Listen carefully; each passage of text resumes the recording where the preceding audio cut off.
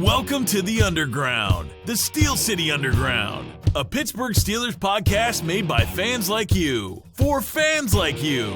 Now, here's your host.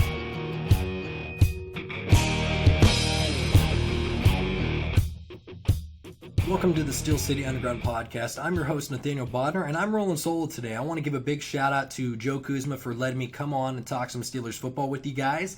I have some exciting things to talk about today, and one topic that we're going to really discuss is the two rookie athletes that will make the biggest impact in 2017. I had two articles, two film rooms that went out on Steel City Underground, and you can visit the website or you can go to this link. It's steelcityunderground.com/author/NBODNAR. N Bodnar is what it is. If you go to that link, you'll see a bio about myself, and then below that you'll see recent posts by myself.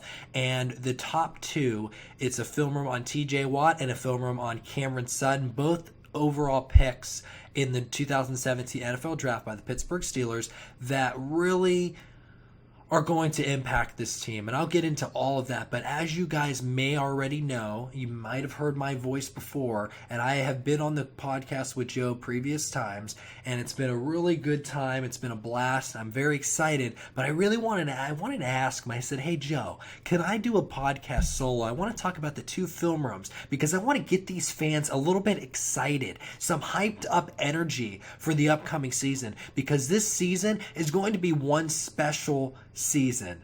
I have to tell you, it's going to be something special, and it's because of some athletes that they drafted. It was a crazy draft for the Pittsburgh Steelers, I'll tell you that. It was pretty crazy, because if you think about it, it was like a roller coaster ride. You get that first round pick in TJ Watt, and you're like, yes, you're at the top of the roller coaster. Then the second round comes down, and you're going down that roller coaster. You stop midway because you got fans that are happy, you got fans that are sad. Why do you need a wide receiver when you have 50 freaking million of them? Well, I'll tell you why. This Juju is a freaking god. He's pretty good. I like him. No, he's no god, but he's pretty good, though. Juju's a good player. He's a great athlete. He's going to be someone that's going to impact the offense. But that's not what we're going to be talking about today. The two players that are going to impact the defense the most is TJ Watt, first-round selection, and third-round selection, cornerback Cameron Sutton from the University of Tennessee. Those two are going to impact the defense due to the fact that they need edge pressure, because James Harrison is not going to be 45 years old playing in 5 years from now. He's not going to do that.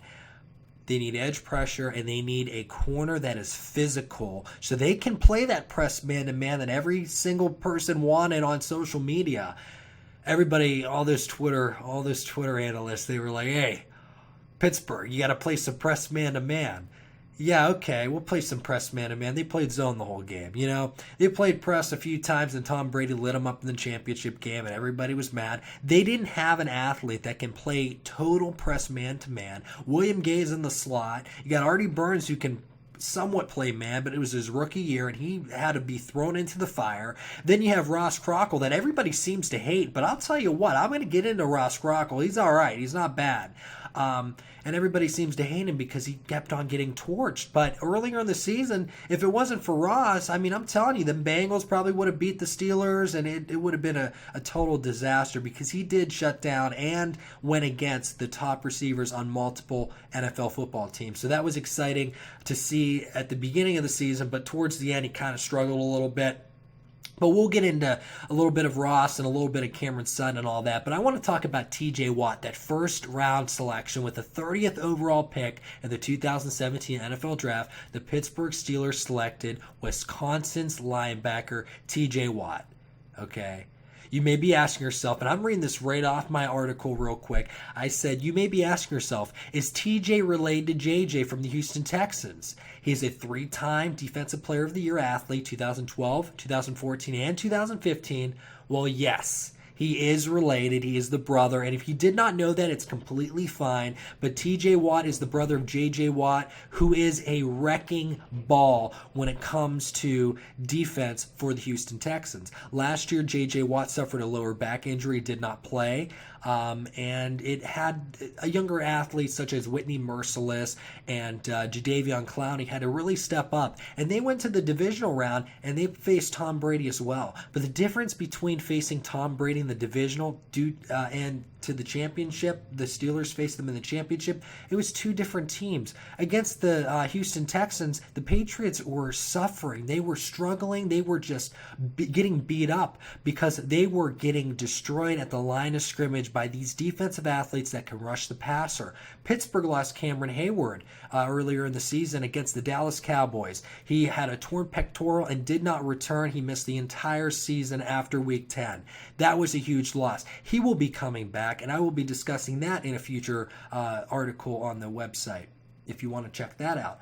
But adding pressure, having Cam Hayward come back is a recipe for success against Tom Brady, who under pressure is a very decent quarterback. Under pressure, he can throw the ball. He can still make plays out of nothing. He's one of the best quarterbacks, and I hate to say it, even as a Steelers fan, I'm going to be real with you guys. He's probably one of the best quarterbacks. Actually, you know what? I'm not even going to filter this podcast. He is the greatest quarterback in the National Football League. I mean, he's a 5-time Super Bowl champion, and some may yell at me as Steeler fans saying that some of them you were lucky, such as the Malcolm Butler interception, and we're going to get into that in a second here too. But Watt, a phenomenal pick in the first round to add that edge pressure.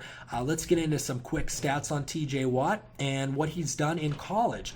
In college, he was a tight end to start off. In 2015, he made the switch to a outside linebacker. In 2016, which was his first full season as a starter, he racked up 63 tackles, which were 15.5 were the tackles for a loss, 11.5 sacks, 1 pick six, and 2 forced fumbles. One of the forced fumbles was a strip sack in the 2016 Big Ten Championship against Penn State, which was absolutely incredible to see. He came right off the edge, got to the quarterback, and they were up 28-7, but did end up losing. And that was in the second quarter, and it was on 4th and 1. So if you want someone to get to the quarterback and make a play on 4th and 1, if it's game on the line or some scenario, he's going to do that. He's a very, very powerful man. He has that motor. He has that ability to make plays, and he has that just relentless attitude that just gets you going. It gets you motivated. It gets you excited for the season, what he brings to the table, and for the entire Pittsburgh Steelers defense. James Harrison is going to retire in a year or two. That is going to be an absolute fact. He signed the 2-year contract. We all know that Harrison is 39 years of age, just turned 39. He's not gonna play forever, guys. We need a guy that can get to the quarterback and disrupt passes by getting pass deflections, by just sacking the quarterback. And 11.5 sacks is a really strong statistic for a guy that went from tight end 1 year, and then the next year he said, hey, I want to go outside linebacker. He did not decide to go defensive end. He is an athlete that is a little bit less as for the weight of his brother.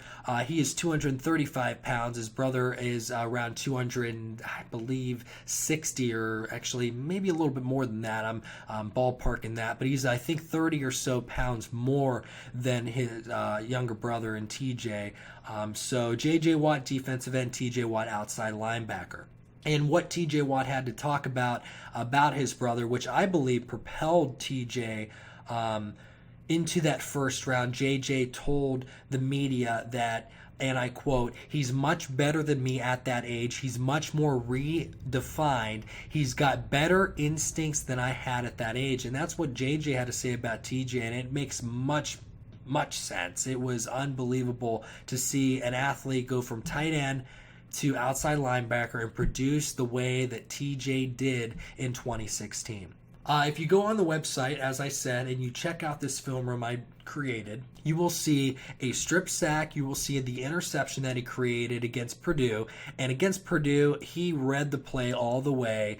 And my motto, it's not really my motto, but it's one motto that I live by and absolutely really just want to pound into everybody that I see, is that defense wins championships. And that has came true over the years. We all know that the goal line interception by Malcolm Butler. We all know that Seattle's amazing defense against an overpowered offense with Peyton Manning in 2013-2014 season proved that Seattle's defense won 43-8. So we all know defense wins championships. And I believe that TJ Watt on this defense in 2017 will register 6 sacks. Okay, I'm doing a little prediction here. 6 sacks in 2016.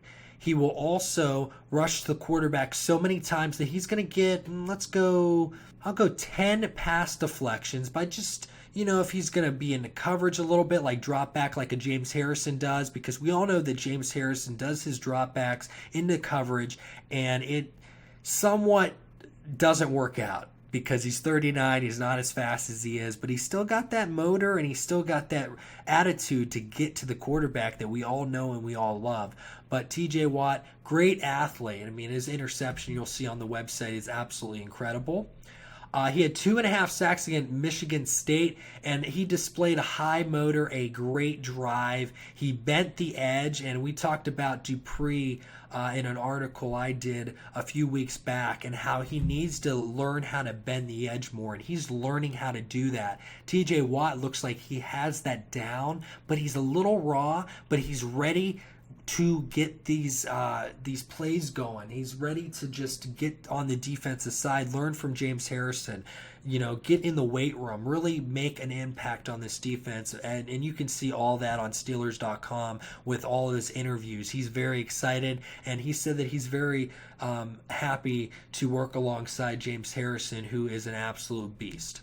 He has that never give up mentality that really just gets you going. Once again, I talked about Dupree and how in his rookie season he registered 4 sacks. And all 4 sacks, to be honest with you, I believe 3 out of the 4 were him chasing the quarterback because he never gave up. One of the plays, it was against the San Diego Chargers where he sacked Phillip Rivers. He bent the edge, went up into the pocket, and sacked Phillip Rivers. That's the only athletic play that Bud Dupree did his rookie year. Other than that, the other 3 sacks were just, hey, let me chase after the quarterback, and if he doesn't pass the line of scrimmage, I got a sack. That's how Bud Dupree was, and I believe TJ Watt's a little bit more redefined than Bud Dupree was his rookie year. I believe that he will get to the quarterback by bending the edge. I believe he will get to the quarterback by making plays on his own rather than just having that never give up mentality and just hoping that that quarterback doesn't pass the line of scrimmage.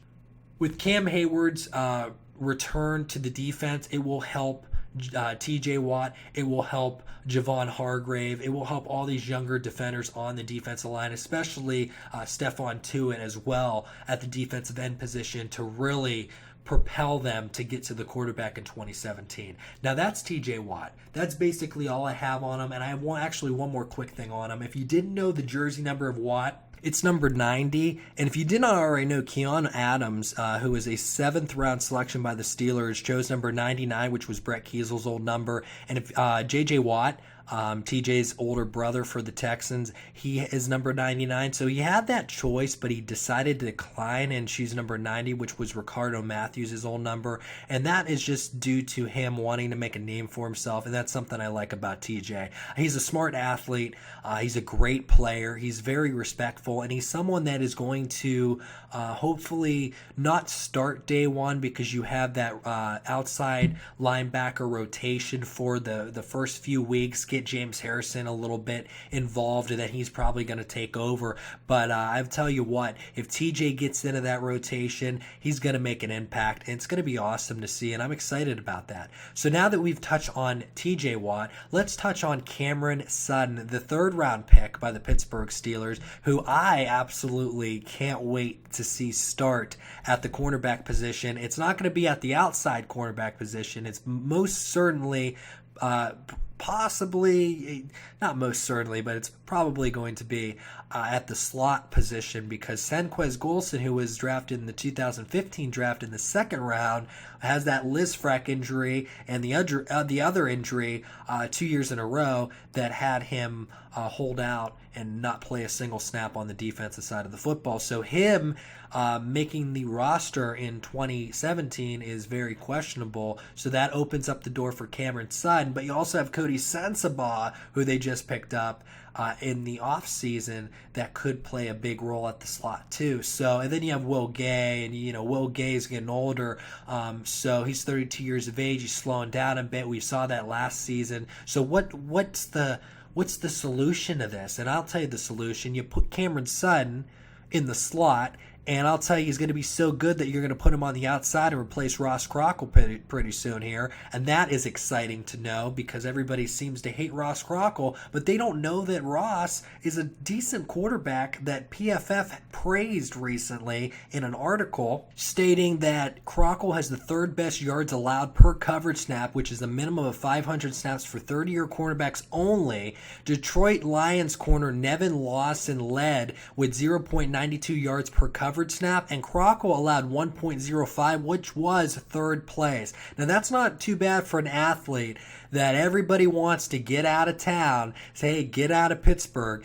And he was a fourth-round selection by the Buffalo Bills and decided to come over. Mike Tomlin decided to pick him up 2 seasons ago, and he registered 2 interceptions in his first season with the Steelers. His second season, which was in 2016, he registered 0 interceptions, and that kind of got people wondering, why is he not making plays? Well, I'll tell you what, he made good enough plays that he covered A.J. Green and all other top receivers on opposing teams. The only wide receiver that he did not cover that I wish he did cover, which could have impacted the game slightly, not all the way, but I've wanted to see a little bit of a different impact, was when the Steelers faced the Dallas Cowboys in Week 10, and Artie Burns was on Dez Bryant, who is such an emotional player due to his father passing, that he went completely off and torched Artie Burns on a play that went for, I don't even know, 70 plus yards, I believe it was, for a touchdown. So that, if you had Ross Crockle covering Dez Bryant, it could have been a different outcome, but I'm not sure that it would have made a big difference. But just knowing that Crockle covered opposing top receivers and did pretty solid, that he's on Pro Football Focus as a third best corner, is saying something about him, that he, and I'm going to tell it to you how it is here, guys, that he is going to be starting alongside Artie Burns at the outside position in 2017. Let's dive into one quick assessment on Cameron Sutton, and then we can call it a day. With 7 interceptions, a few of them being picked off. One in particular was when he was a freshman corner. He just picked it off versus Western Kentucky. You can see that in the film room. He just is a physical guy that reminds me of like a Richard Sherman. He even reminds me of William Gay as a younger athlete when he played that outside position.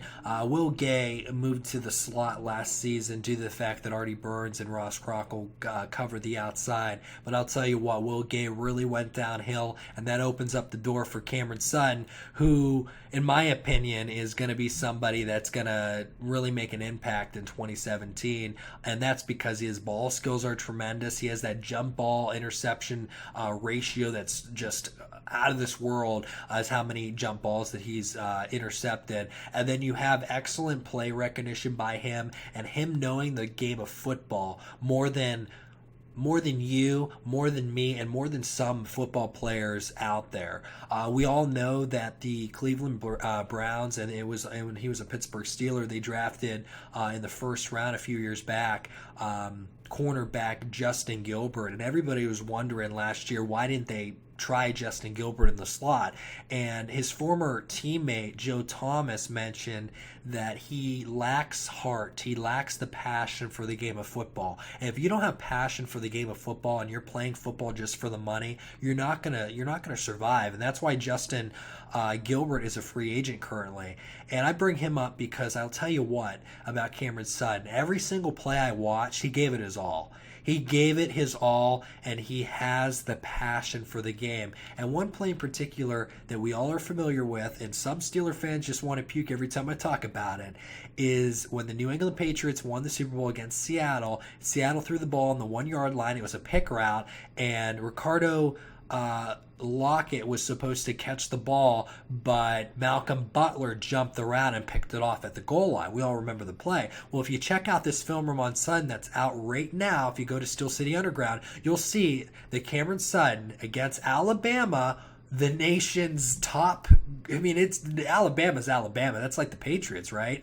They did the same exact play. It was the same exact pick route, and guess what? Cameron Sutton knocked the ball down. He didn't intercept it, but he read it just like the Super Bowl. He read it just like Malcolm Butler. So people are saying, hey, we got the next Malcolm Butler on this team. We might. I wouldn't say quite yet, but I'll tell you that him and his football IQ is incredible, and he's a player that to watch at training camp, especially when this cornerback battle is going to be going down. He's just an intelligent defender, and he's ready. He's ready for that next step. And I actually mocked him to the Pittsburgh Steelers several times, and I believe I did 2 or 3 mock drafts. They were just quick ones, and I did one with the group over on Steel City Underground, and I put in the 3rd round that I want Cameron Sutton from the University of Tennessee. And I remember Joe telling me, and he still says that he regrets not covering him a little more because the Steelers didn't show interest in him too much. Like, you know how they go out to dinner and everything with some defenders, and they go, have them at pro day and all that. Well, he really didn't get that response and that action by the Pittsburgh Steelers. And Joe said he didn't see him as a Steeler. Well, I looked at him and I said, this guy has everything the Steelers want. He has that press man-to-man ability. He played it his entire career at Tennessee. He's a player that can impact plays with his IQ, his football IQ. I think he's going to be a Pittsburgh Steeler, and I'm glad that I got this pick right because I'm excited. He's gonna win out. He's gonna beat Senquez Goldson, who doesn't even know the playbook that well because he got injured 2 years in a row and was drafted in the 2nd round. And I believe that Senquez Goldson, I think he's gonna be cut. I think that they got enough players at the corner position, and Cody Sensabaugh and Sutton and Gabe might actually get cut too if they want to save a little bit of cap space and they want to get the younger players out there. But he does provide the veteran leadership. I mean, these are all questions that I don't know the answers to, but one thing I do know is that if you watch Cameron Sutton in the preseason and as the season progresses in 2017, you will be surprised and you will be coming back to this film room and saying, wow, I think Nate was right with this one, because I'm telling you guys, this guy's one to be excited about and one to really keep your eye on. So, yeah, that's it. That's Cameron Sutton. Someone that I believe could end up being the next Malcolm Butler because of that play he did against Alabama and how he does have that ability to play press man-to-man. Cameron Sutton, excellent pickup in the 3rd round, in my opinion, along with TJ Watt in the 1st round. Those are 2 Steeler athletes that I believe will make the biggest impact in 2017, and they are both on the defensive side of the football. I've been your host today. It has been an absolute pleasure, and I'm so glad that Joe once again gave me the time to get on the podcast and talk to you guys as Steeler fans. And if you're not a Steeler fan and you're watching this podcast, hey, I appreciate you stopping by and listening. I appreciate your time and everything. If you have a moment, can you just do me a favor and just check out those articles? You won't regret it. They're really good pieces that are going to get you excited and pumped up for the season. And it's just watching the plays just gets you hyped up. And I'm really excited for you guys to see that. Leave a comment if you can, and you have yourself a great day. We would like to thank you for listening and remind our listeners to follow us on social media and our website, www.steelcityunderground.com.